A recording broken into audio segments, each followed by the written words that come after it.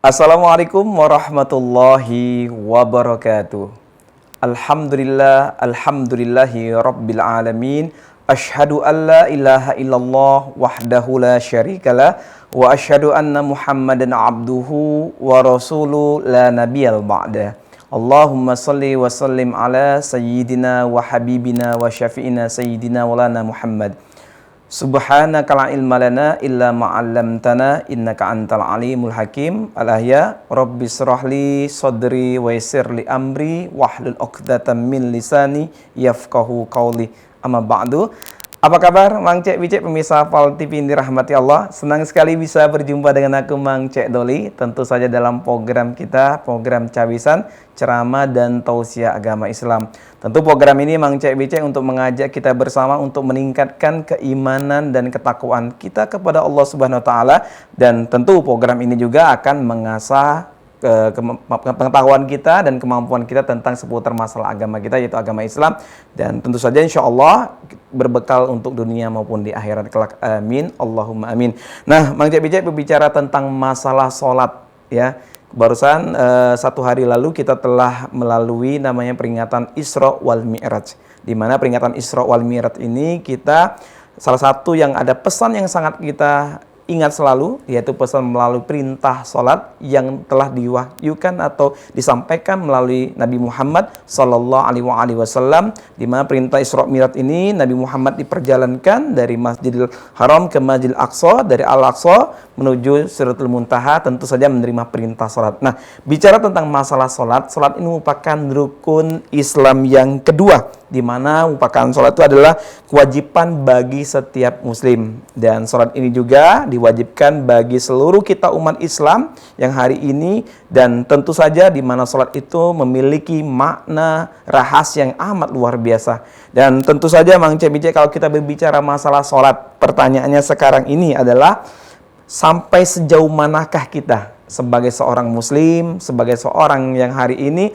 yang ingin tahu lebih banyak tentang menggali tentang fenomena Islam kita, agama kita, dan bagaimana sejauh juga pertanyaan kita hari ini, apakah sholat kita diterima atau justru malah tidak diterima. Nah, sejauh manakah itu mengenai rukunnya, mengenai hal-hal sholat sunnah-sunnahnya dan sebagainya. Hari ini Mang Cek Doli pengen mengajak Mang Cek Bicek untuk membahas tema, yaitu mengenai fikih tematik hal yang makruh dan yang membatalkan sholat.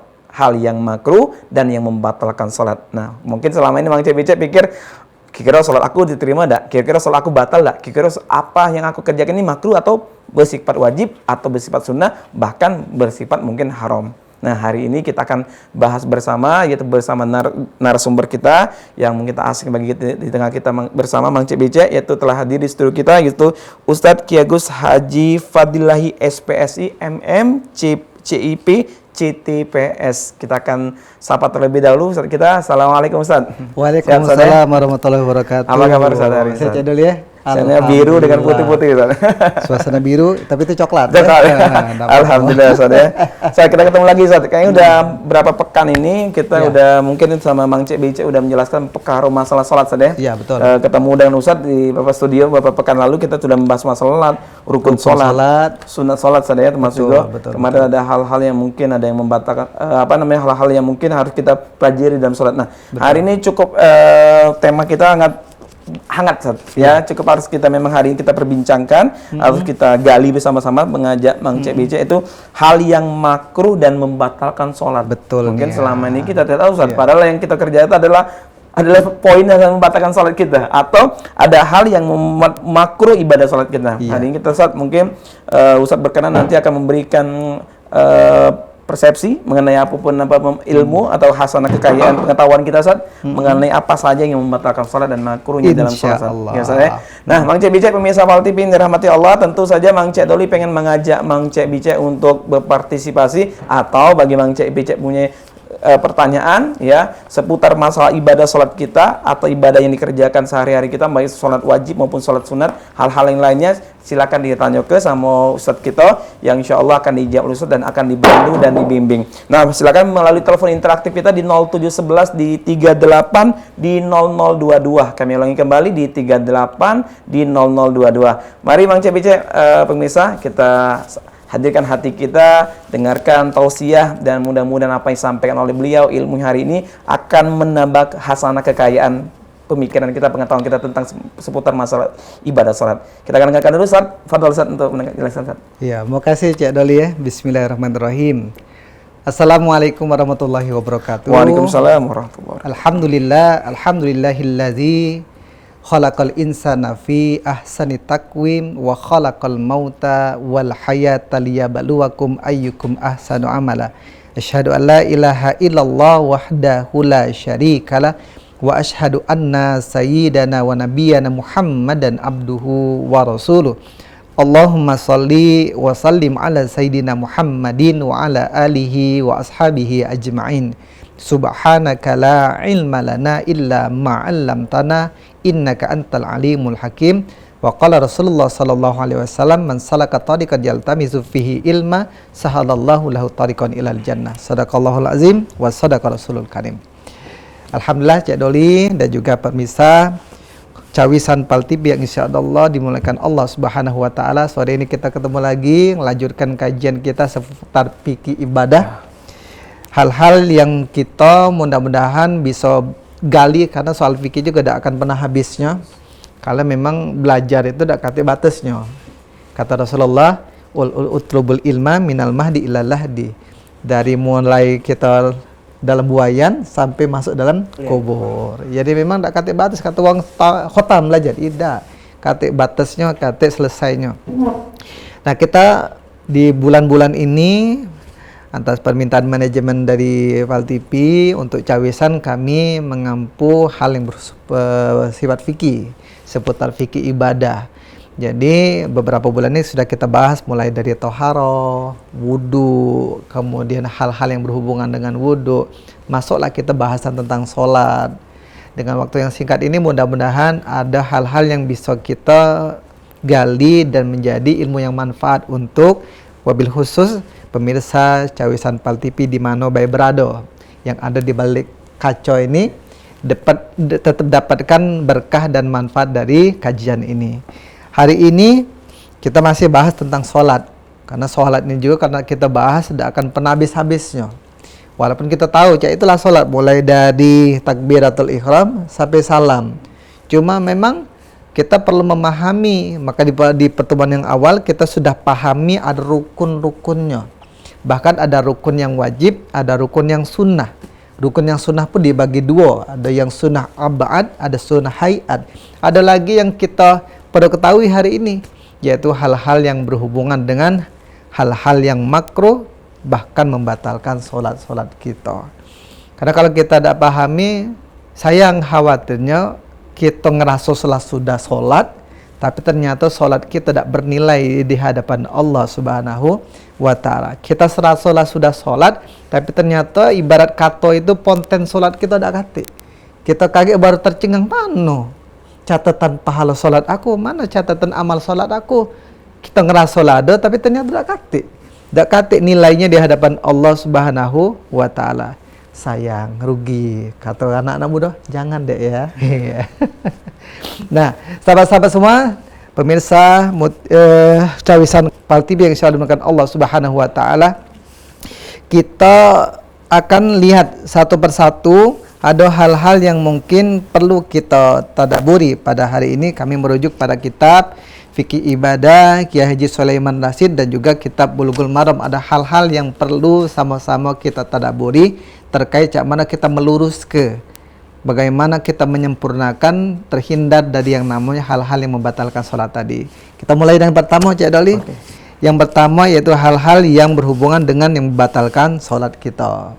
Yang pertama, ketika kita dalam melaksanakan sholat itu sengaja ataupun tidak sengaja meninggalkan salah satu rukun. Nah, salah satu rukun ya.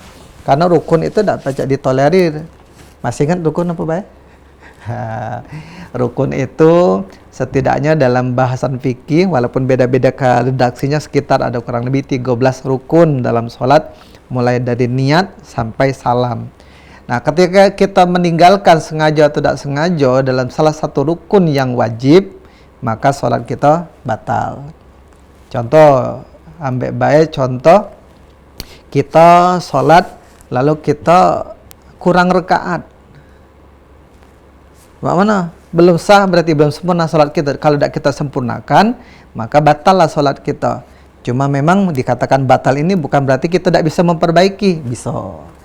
Maka memperbaikinya dengan berbagai cara-cara yang juga diajarkan oleh Nabi SAW. Ketika rukun itu yang sifatnya masih bisa disempurnakan, kita bisa gantikan sujud sahwi. Tapi kalau yang tidak bisa, kita bisa sempurnakan dengan jumlahnya. Contoh, kurang rakaat. Sholat isya cuma 3. Antara kita sadar ataupun tidak sadar. Kalau kita sadar bisa langsung kita ulangi, tapi kita tidak sadar, baru selesai baru 3 apa baru sudah 4 tadi ya. Nah, maka ketika itu kita sempurnakan dengan menambahkan rakaat setelahnya. Jadi kalau kurang itu kita wajib menyempurnakan. Kalau tidak, maka tidak terhitung sholat kita, batal nilainya dalam pandangan Allah Subhanahu wa Ta'ala. Kemudian dalam hal-hal yang sifatnya rukun-rukun yang bukan rakaat, ya tadi kita bisa sempurnakan dengan sujud sahwi. Atau mungkin kita menjalankan semua rukun-rukunnya, tapi kita tidak melaksanakan dengan sempurna. Kita apa istilahnya itu tegak, tapi tegaknya tidak dengan sempurna. Atau kita gerakan setiap gerakannya, misalnya gerakan rukuk kita tidak sempurna. Bisa jadi sholat kita secara pelaksanaannya kita tidak merasa batal, tapi karena kita tidak sempurna bisa mengurangi nilainya tentunya dalam pandangan Allah Subhanahu wa Ta'ala. Untuk itu maka perlu memang belajar benar-benar bagaimana gerakan sholat itu yang sempurna, yang benar-benar dalam syariat Islam. Kemudian yang kedua, meninggalkan salah satu syarat dari sholat itu sendiri, syarat sahnya. Masih ingat syarat sahnya? Pertemuan yang berapa bulan yang lalu, syarat sah sholat. Dan salah satunya adalah kita dalam keadaan bersuci, bebas dari hadas. Tiba-tiba kita ini sholat, tapi kita lupa kalau tadi wudhu ini lah batal. Lah sudah sholat serakaat, baru ingat, wih tadi terkentut tadi ya, batal berarti sholat ini. Mana? Ya sudah batalkan sholat kita, berarti sholat kita batal. Maka itu tidak boleh dilanjutkan, jangan sampai dilanjut ke. Jadi memang stop sholat kita batal ke memang. Karena kalau tidak kita batalkan, moga kita sholatnya sampai selesai, sampai salam, nilainya batal dalam pandangan Allah. Jadi kita tidak sempurna dalam syarat sahnya dalam melaksanakan sholat itu sendiri. Nah maka kalau seperti itu ya kita jangan lanjut ke, jangan dibiar ke baik, harus lanjutkan. Cuma kadang-kadang ini serba salah itu di mana? Waktu pas sholat jamaah. Nah, sholat jamaah itu tiba-tiba kita kurang sah, atau mungkin malah akhirnya batal karena buang angin. Nah, karena buang angin. Tiba-tiba kita lagi sholat keluar angin, terkentut lah. Siap mana? Kita lanjutkan atau kita batalkan sholat? Kita batal ke. Nah maka kalau kita batal ke, tapi walaupun kita batal, kita pasti jago dulu. Jago cak mano adab-adab ketika meninggalkan sholat. Karena kita kan keluar dari barisan, keluar dari jamaah. Dan juga adab-adab kita perhatikan. Kita keluarnya dari sebelah mana yang tidak ganggu uang, tidak menghalang, melewati terlalu berlebihan. Dan juga yang ketika dilewati, kita misalnya yang dilewati oleh orang yang batal, yang mesti tahu diri juga, kasih ruang, kasih celah biar dia bisa keluar dari barisan. Maka kan hal itu kan tidak bisa dipungkiri. Kadang-kadang kita yang namanya batal, tiba-tiba buang angin, tiba-tiba apa baik, itu kan di luar kuasa kita. Tiba-tiba ada hajat, ada hajat itu akhirnya menyebabkan kita terpaksa harus membatalkan sholat kita. Nah memang kita yang terjadi dengan kita mesti harus konsekuen. Yang kalau terjadi pada uang lain, kita pun harus berikan kemudahan. Karena kadang-kadang juga kan enggak bisa. Masya Allah. Ya. Kita lanjut dulu Ustaz ya. Masya Allah, luar biasa. Oke, Mang Cek pemirsa Faul TV yang dirahmati Allah. Nanti kita akan kembali lagi setelah jeda yang satu ini. Jangan kemana, tetap di program Cawisan.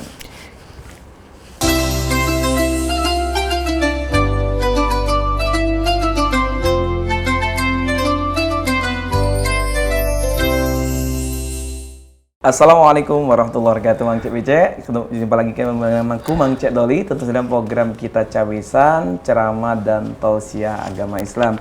Alhamdulillah, kalau kita berbicara tentang Islam, Mang Cek BC pemirsa, Islam itu didirikan atas 5 sendi tiang, salah satunya adalah sholat. Nah, barang siapa mendirikan sholat, maka ia mendirikan agama, yaitu agama Islam. Dan barang siapa yang meninggalkan sholat, tidak mengerjakan sholat, maka ia telah meruntuhkan agama. Nah, kalau kita berbicara sholat, Mang Cek BC, ini pun diperkuat oleh Allah Subhanahu wa taala dalam surat Al-Qur'an, surat An-Nisa ayat 103. Sungguh sholat itu adalah kewajiban yang ditentukan waktunya atas orang-orang yang beriman. Nah, hari ini kita akan kembali memperdalami wawasan kita terkait mengenai masalah ibadah sholat. Dan tema kita hari ini adalah apa saja hal yang makruh dan yang membatalkan sholat. Tadi telah dijelaskan oleh Ustaz hal-hal yang membatalkan sholat, termasuk yang kita pahami adalah mengenai rukunnya, Mang Cek BC pemirsa. Ini sangat penting sekali. Nah, kita akan lanjutkan kembali Mang Cek BC. Tapi Mang Cek dulu pengen mengingatkan kembali Mang Cek BC pemirsa, kalau ingin bertanya, jaturi, jangan malu-malu. Ini perkara Ustaz ya. Ini perkara mengenai ibadah sholat kita. Ya, ini perkara mengenai apakah yang membatalkan sholat atau makruhnya sholat. Dan insya Allah kami akan memandu dan akan menjawab pertanyaan Mang Cek BC. Silakan dalam interaktif kita di pesawat telepon kita di 0711 di 38 di 0022. Kami ulang kembali di 38 di 0022. Kita akan membahas tema kita mengenai hal yang makruh dan yang membatalkan sholat. Kita akan kembali kepada Ustaz kita, Ustaz. Kita akan jelaskan kembali Ustaz mengenai tadi ya, kalau Ustaz tadi jelaskan adanya sudah rukun ya, kemudian sekarang hal yang membatalkan sholat. Mungkin kita lanjut baru dua Ustaz. Tadi ya, baru dua kita lanjut lagi dulu Ustaz. Hari ini kita bahas ada 5 ya. Jadi dari 2 tadi pun ini sering terjadi dengan kita ya. Yang pertama tadi kita misalnya tuh ada hadas yang mungkin masih belum sempurna ya. Atau mungkin ada gerakan yang tertinggal atau gerakan yang mungkin terlupa ya, walaupun solusinya ada. Ketika sudah selesai kita bisa tambahkan dan lakukan sujud sahwi. Nah, kemudian juga ada hal-hal yang mungkin menjadi pembatal itu ketika ada syarat sahnya menjadi tidak terjalankan. Tadi tiba-tiba ada hadas atau bukan hadas, ada yang terbuka dari aurat kita. Nah, aurat kita. Karena aurat ketika sholat tuh beda dengan aurat ketika sehari-hari. Kalau aurat sehari-hari itu sesuatu yang tampak terlihat oleh orang. Tapi kalau dalam sholat, walaupun tak terlihat orang tapi dia terbuka, itu bisa membatalkan sholat. Contohnya apa? Kita lagi sholat, kita tidak sadar, ternyata di bagian, mohon maaf, bagian yang harusnya tertutup, itu mungkin terbuka, apa bolong, apa koyak atau sobek kan, maka itu bisa membatalkan sholat kita. Kalau kita sadar, maka kita perlu perbaharui sholat kita. Atau mungkin, mohon maaf, ini banyak terjadi dengan laki-laki, pemuda. Itu biasanya sholatnya sering pakai baju kaos dah ya. Nah, boleh dah, ya boleh baik sebenarnya, tidak ada larangan. Tapi masalahnya kita pakai celana, pakai sepan ini biasanya bukannya di atas pusat dah ya. Jojon yang pakai di atas pusat dah ya. Itu pasti di bawah pusat. Pusat ini bagian dari yang harus ditutupi. Aurat dari bawah pusat ke bawah itu harus ditutupi, dari pusat sampai ke bawah. Nah, kenyataannya ketika kita sholat pakai baju kaos, mohon maaf, baju kaosnya tuh polo yang pendek, kedodoran itu. Nah, jadi apalagi yang pendek. Kalau pendek terbuka bawah. Kalau pucuk terbuka mangap bagian pucuk. Nah, yang bagian ketika dia pendek terbuka bawah sini, mohon maaf, nah tersingkaplah yang bagian belakang, yang bagian belakang. Ya, sering kali itu sering terjadi tuh anak-anak muda. Sensitif kali ini saya kalau lihat ya. Iya, mohon maaf kadang-kadang celengan di kejungan. ini bahaya, ini jadi harus diperbaiki. Jadi batal lah sholatnya di situ. Dia tidak sadar bahwa sholatnya sudah batal. Atau mohon maaf bagian pucuk. Kain ini, kaos ini tidak ada rapat. Jadi lah sudah, mohon maaf, lah kedodoran. Nah, lehernya. Akhirnya ketika kaos ini terbuka, mangaplah bagian dalam. Nah, karena bagian dalam itu mangap, kelihatanlah sebenarnya pusat kita walaupun kita tidak terlihat orang lain, tapi karena dia sudah dibuka, maka itu juga bisa membatalkan sholat kita. Tapi kadang ngeyel juga kalau dikasih tahu katanya padahal Tuhan nilai. Nah, ini bahaya nih kalau sudah seperti itu. Nah, makanya penting yang kita belajar fikih ketika kita memahami, mudah-mudahan kita bisa menyempurnakannya sendiri. Itu tadi kita perlu belajar dan kita harus belajar agar bisa menyempurnakan. Punya ilmu ya. Harus tahu ilmu sekali. Nah, itu baru hal yang sifatnya membatalkan karena ada hadas atau ada hal yang membuat dia batal. Nah, terus yang ketiga, yang sering juga terjadi, banyak bergerak. Nah, banyak bergerak yang bukan bagian dari gerakan sholat. Ayunan. Iya, banyak bergerak yang bukan dari bagian-bagian gerakan sholat. Kalau bergerak itu, ya ulama memberikan batasan memang dari apa yang disampaikan oleh Nabi. Paling tidak jangan bergerak lebih dari 3 kali. Tapi 3 kali ini maksudnya berturut-turut. Kalau tidak berturut-turut, tadi hukumnya jadi makruh. Nah, makruh bagi dia. Bisa jadi mungkin tidak batal, tapi jelas mengurangi nilai sholat itu sendiri, kesempurnaan sholat. Contohnya, bagaimana gerakan yang 3 kali itu yang menyebabkan jadi sholat itu menjadi batal. Ulama memberikan batasan gerakan itu 3 ruas tulang. 3 ruas tulang. Jadi kalau kita misalnya kita bergaut di alis, bergaut di sini, sudah belum selesai di alis langsung bergaut di kaki pula, di kaki. Belum selesai di kaki lanjut ke bahu. Nah, itu kalau berturut-turut maka jatuhnya batal. Gatel galau, mendadak gatel ya. Mendadak gatel. Godanya besar itu. Itu tadi karena setan yang gitu-gitu kan. Jadi mendadak gatel galau.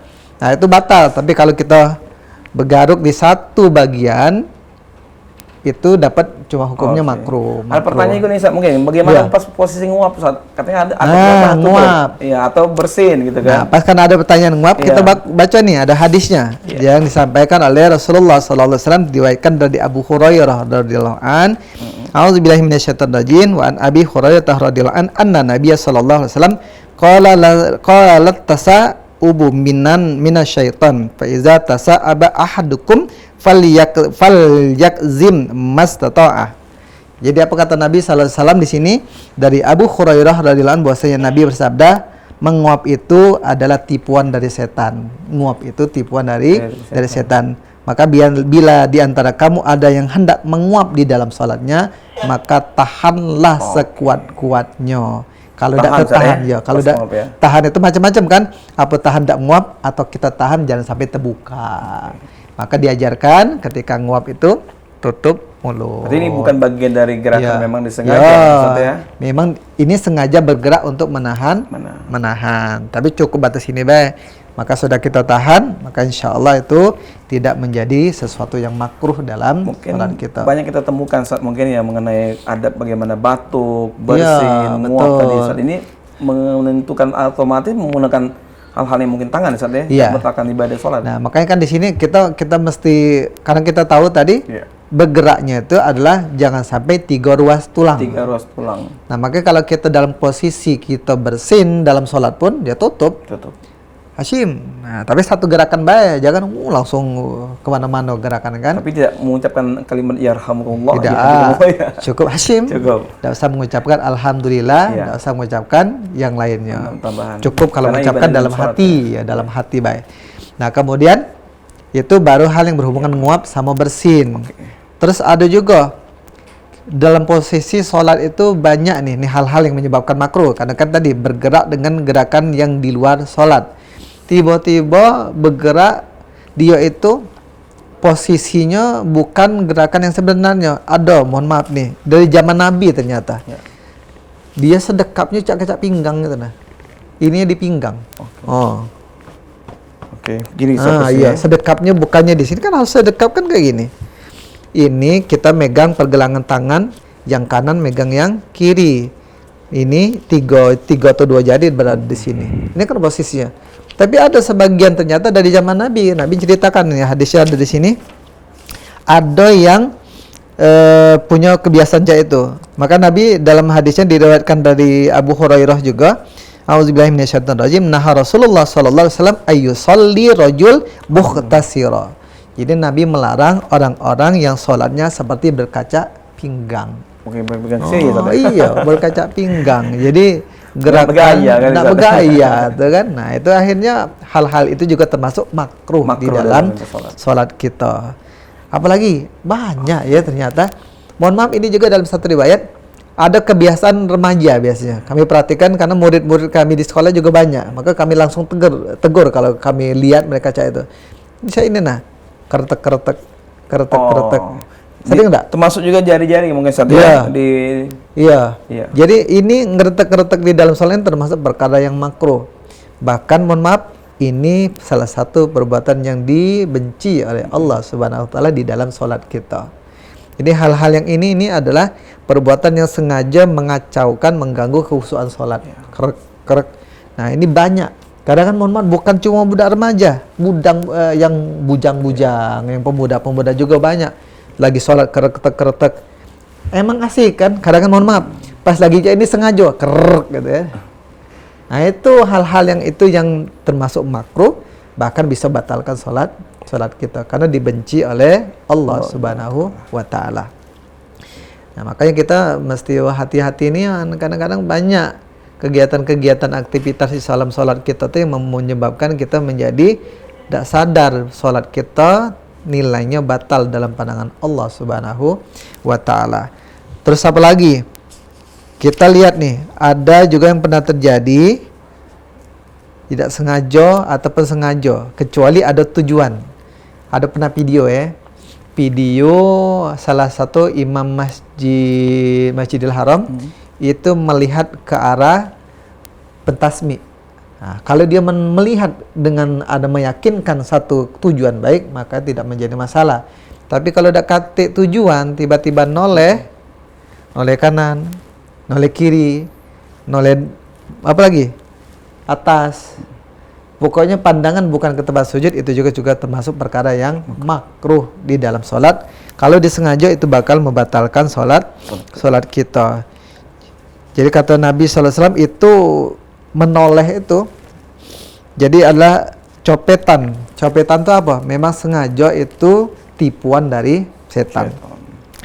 Satu harus lagi, kita pahami dulu ya, betul. Gerakan mana yang diperbolehkan, gerakan mana yang tidak diperbolehkan. Jadi kalau kita tahu seperti itu, maka kita patut berhati-hati. Nah, termasuk kenapa kita di dalam sholat tuh jangan banyak macam-macam sesuatu yang mengganggu kita. Karena apa? Jangan sampai membuat banyak gerakan. Okay. Bahkan dulu Nabi dan para sahabat kan sholatnya tidak senyaman kita pakai ambal kayak gini ya. Sholatnya di mana? Sholatnya di mana coba? Pasir. Lantainya pasir ya, karena belum ada sesuatu. Barulah mungkin di abad-abad pertengahan yang muncullah lantai ya. Ambal tebal, saya pakai AC. Nyaman, ya. Masih tidak nyaman juga Ustaz, masih banyak gerakan juga. Iya. Nah, karena kondisi itu bahkan ada Nabi akhirnya melarang. Nah, ini jadi ada satu kebiasaan sahabat nih. Ini diriwayatkan dari Abu Dzar Al-Ghifari, A'udzubillahi minasyaitonirrajim, kalau Rasulullah sallallahu alaihi wasallam, "Iza qama ahadukum bis salati fala yamsahil hasa fa innar rahmata tuwajihu." Hadis riwayat Hamzah. Jadi dari Abu Dzar Al-Ghifari ya berkata, Rasulullah bersabda, apabila seorang di antara kamu sholat, maka janganlah ia menyapu butir-butir pasir yang menempel di dahinya. Kenapa? Karena rahmat Allah pada di situ. Menunjukkan apa? Bukan berarti di situ banyak kotoran, tapi itu sudahlah. Dengan kita banyak membersihkan tadi kan banyak gerakan kita. Nah, itu jadi batal kita. Nah, maka di sini kita penting memperhatikan ketika bergerak dari setiap gerakan demi gerakan, jangan banyak tingkah macam-macam. Kadang-kadang yang tingkah lama inilah, tangannya dirubah-rubah, segala macam lah, menolak. Nah, itu hal-hal itu yang bisa membuat makruh dan membatalkan sholat kita. Nah, sekali lagi kalau kita kondisinya seperti itu, yang kita sadari demikian dapat merusak sholat kita, ya maka benar-benar diingat-ingat ya, jangan sampai sholat yang sudah kita laksanakan ini tidak bernilai di hadapan Allah Subhanahu wa taala. Terus apa lagi? Masih banyak lagi sebenarnya. Kalau kita lihat salah satunya menoleh, kalau tadi kiri kanan dan juga menoleh ke atas. Banyak ada yang menoleh. Sholat bukan noleh ke tempat sujud, tapi nyingok ke depan atau nyingok ke atas gitu ya. Nah, itu banyak kami perhatikan. Kadang-kadang kalau kita lihat lah tinggal orang-orang ketika kita masbuk kan, macam-macam, ada yang noleh ke depan, ada noleh ke atas, ada yang kita datang di tolenya pula gitu kan. Untung beda pekik gitu soalnya. Iya. Untung tidak ada pekiknya kan. Nah, soal yang memandang ke langit ini, ada kata Nabi ini hati-hati nih. Nabi bahkan melarang dengan keras. A'udzubillahi minasyaitonirrajim. Wa an Jabir ibni Samurah radhiyallahu an qala Rasulullah sallallahu alaihi wasallam la yantahinna aqwamun yarfa'u absarahum ila sama'i fis shalah la tarji'u ilaihim, rawahu Muslim. Apa kata Nabi? Dari Jabir bin Samurah radhiyallahu anhu, dia berkata, Rasulullah bersabda, hendaklah orang-orang yang sholat itu berhenti dari memandang ke langit atau memandang ke atas saat sholat, atau Allah akan hilangkan pandangannya sama sekali. Nauzubillah min zalik ya. Jadi dihilangkan pandangannya oleh Allah. Dihilangkan ini kalau secara konteksnya bisa jadi mungkin buta, atau mungkin dia tidak buta tapi lebih parah, buta mata hati. Kalau sudah buta mata hati ini kan akhirnya muncul penyakit, berarti dalam hati ini menyebabkan jauh dari nilai-nilai kebenaran. Jadi perkara memandang ke tempat sujud itu bukan masing-masing ya. Itu karena memandang ke tempat sujud kan mengandung makna ketawaduan, kepatuhan, ketundukan kita kepada Allah Subhanahu wa taala. Jadi kita memang betul-betul mempasrahkan diri kepada Allah, kita hamba sedang memuja, beribadah kepada Rabb kita Allah sesuai dengan Subhanahu doa kita wa Ustaz ta'ala. ya. Iya. Iya. Doa dalam doa iftitah Ustaz. Betul. Iya. Inni wajjahtu wajahi wajhiya lillazi fataras samawati wal arda. Inna salati wa nusuki wa mahyaya wa mamati lillahi rabbil alamin. Jadi memang makanya kata ulama kapan niat itu di awal, karena niat kita luruskan, kita sholat lillahi ta'ala karena Allah. Walaupun mungkin kita punya tujuan-tujuan, tetap kita luruskan dari awal lillahi ta'ala. Sholat agar kita fokus, betul, agar kita fokus. Nah, itu termasuk juga hal-hal yang bisa kita lakukan untuk menghadirkan khusyuk dalam sholat kita. Nah, kaget kita di pertemuan yang akan datang, kita akan bahas khusus bagaimana kiat-kiat menghadirkan kekhusyuan dalam sholat kita. Lanjut lagi masih bahasan sholat. Nah ini Cik Doli, kalau kami pengen tanya nih, kira-kira kalau Cik Doli sendiri dalam Oke, kita tanya lagi dulu, tahan dulu. Oke, siap. Yang lewat dulusan. Oke, Cik pemirsa PAL TV, tadi luar biasa sekali pembahasan kita mengenai hal yang makruh dan batal sholat. Jangan kemana-mana, tetap program Cawisan sesaat lagi.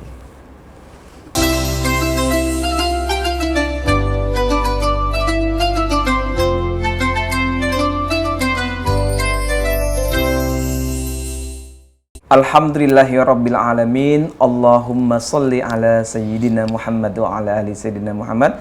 Balik lagi sama aku Mang Cek Doli, pemirsa, dengan program kita Cawisan Ceramah dan Tausiah Agama Islam. Mang Cek Becek pemirsa, kalau kita berbicara sholat, ini adalah berbicara antara memberikan jarak antara kita atau membedakan kita antara muslim maupun kafir. Nah pemirsa, sebagaimana Allah telah mempertegaskan banyak surat Al-Quran, hadis maupun dalil lainnya yang kita temukan tentang membedakan antara kita, ya. Nah tentu ini saja menjadi sangat betul-betul harus kita menjadi perhatian kita bersama tentang mengenai kewajiban sholat ini. Tapi bukan hanya mengerjakan sholat pemirsa, tapi kita juga harus memperhatikan bagaimana hal-hal yang membatalkan, yang memakruhkan, yang diharamkan dalam pelaksanaan ibadah-ibadah sholat kita. Tentu pada muaranya seluruh aktivitas kita, kegiatan ibadah kita harus bermuara kepada ilmu, ya. Semuanya berilmu. Jadi jangan sampai kita mencontohkan yang tidak ada ilmunya, bahkan ya kita tidak ingin untuk belajar ilmu tentang mengenai fikih sholat ini lebih baik lagi. Nah, bicara masalah ibadah sholat pemirsa, telah ditegaskan dalam surat Al-Isra ayat 78, yang mana dipertegaskan Allah di sini, dirikanlah solat dari sesudah matahari tergelincir sampai gelap malam, dan dirikanlah pula solat subuh, sesudah solat subuh itu disaksikan oleh para malaikat. Ya, berbicara mengenai solat Al-Isra ini ayat 78 ini, maka di situ diwajibkan kita mendirikan solat. Ya, bagian dari kewajiban kita. Nah, hari ini kita akan membahas tema kita, Ustadz, ya, mengenai hal yang makruh dan membatalkan sholat. Tadi sudah dibahas, Ustadz, sangat rinci, sangat beruntun sekali apa saja yang membatalkan sholat, apa saja yang makruh dalam ibadah sholat, dan ini adalah merupakan bagian harus kita jalankan dan laksanakan agar sholat kita akan menjadi sempurna, Allah menerima seluruh rangkaian amal ibadah kita. Amin, ya Kita akan lanjut kembali Mang Cek Bicek, pemirsa. Tapi Mang Cek Doli pengen mengingat kembali bagi Mang Cek Bicek yang nak bertanya, jaturi di pesawat telepon kita, interaktif kita di 0711 di 38 di 0022 di 38 0022.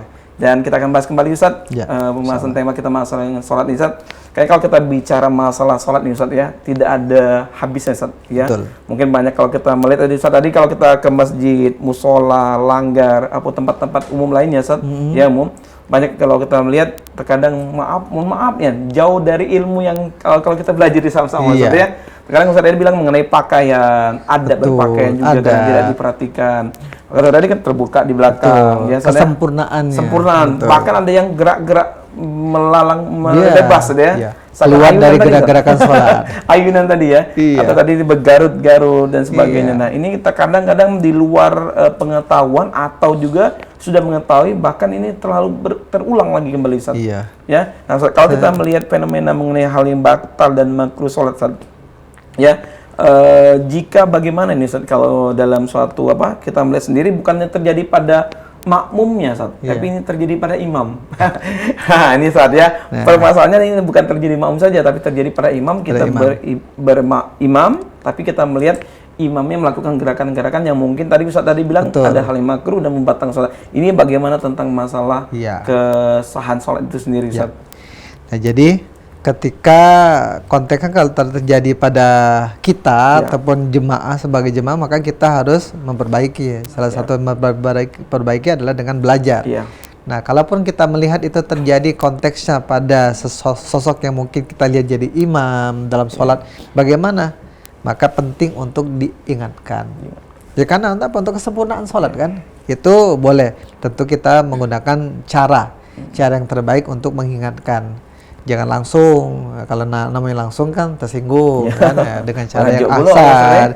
Kalau merajuk tuan yang sama, aku ngomong ini mau belajar. Betul. Jadi perlu seninya juga. Memang kan waktu timing yang tepat untuk mengingat karena untuk kebaikan dan kemaslahatan umat. Kalaupun ternyata sudah diperbaiki masih tidak mau juga, ya sudah.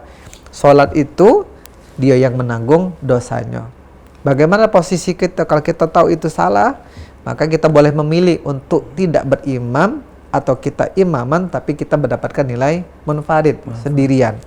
Karena banyak terjadi fenomena di masyarakat kita akhirnya terpaksa harus ikut berimam kepada imam yang memang tidak layak, tidak compatible, ya, dalam hal menjadi seorang imam. Nah, apa yang harus kita lakukan, sikap kita?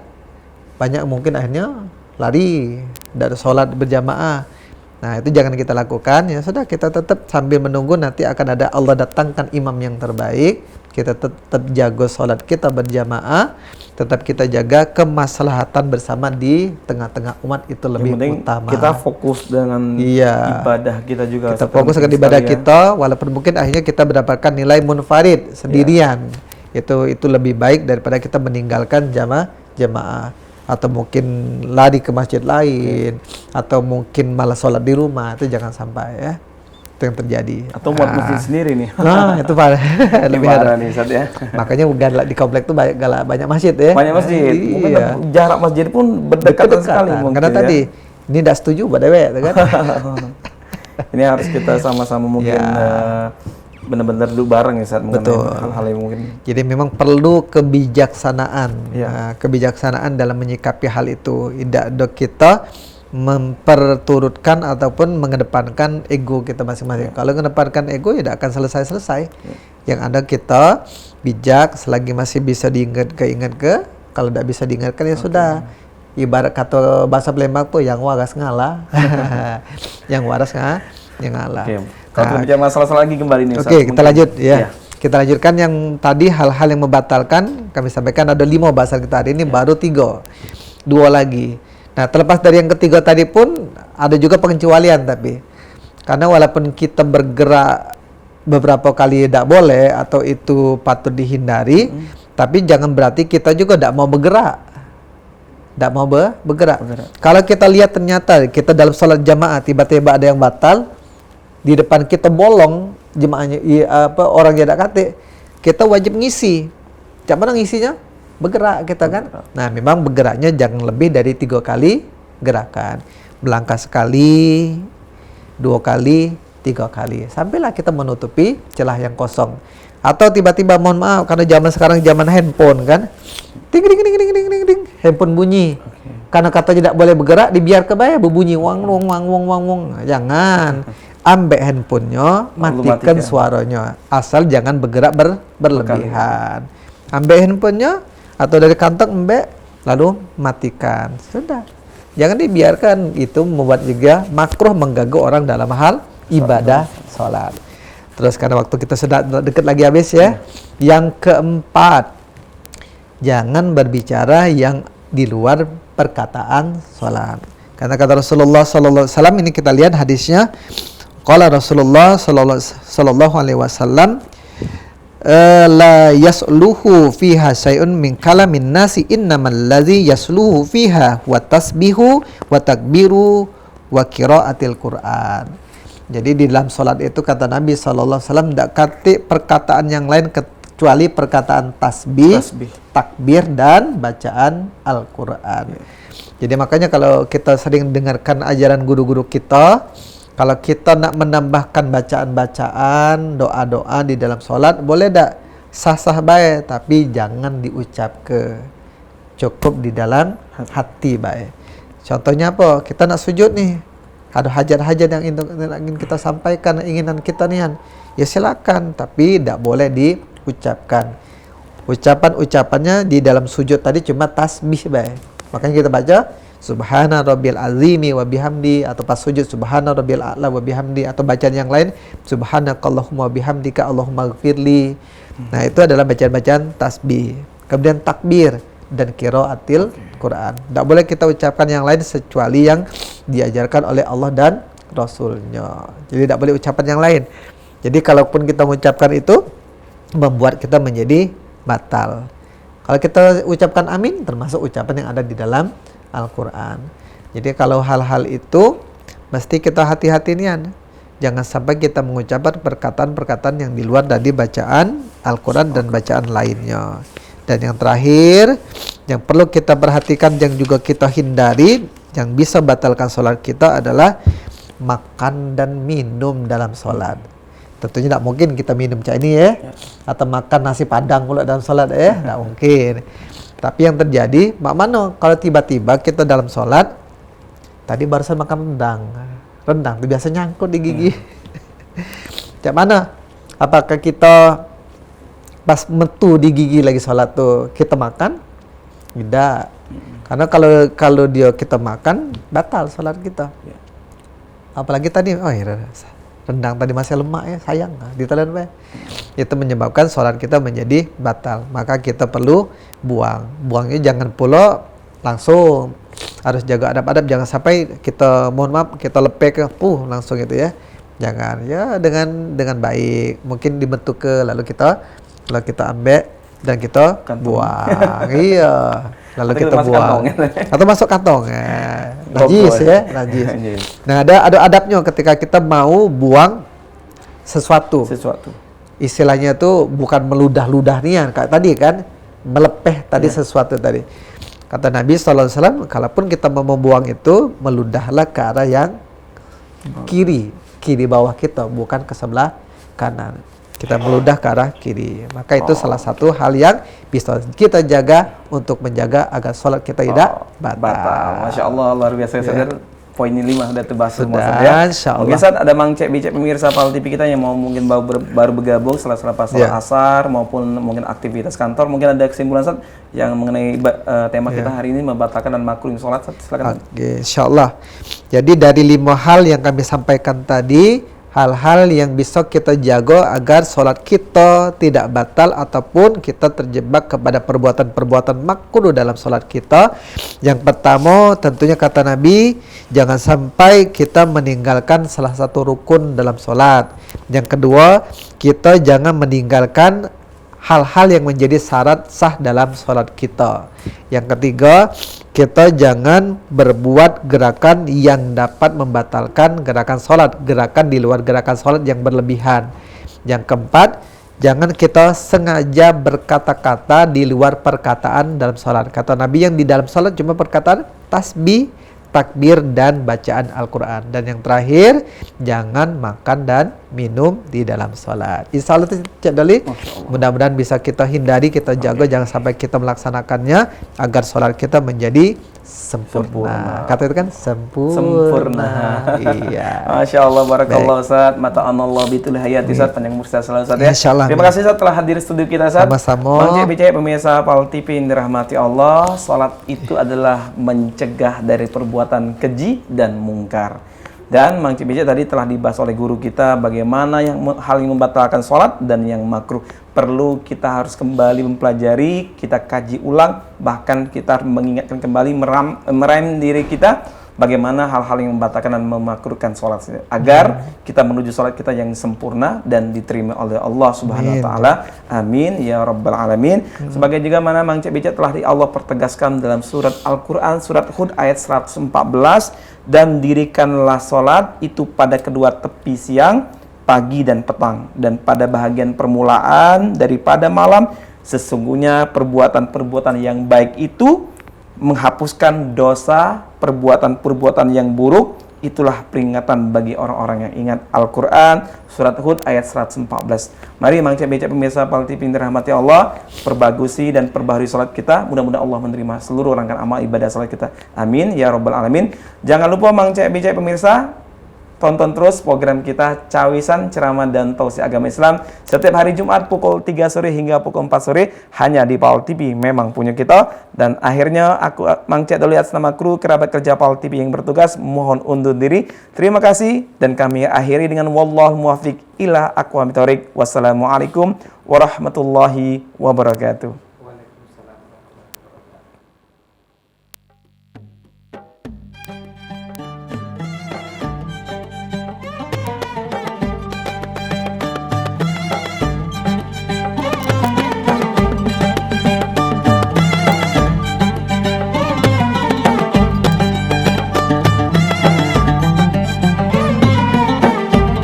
يا رب صل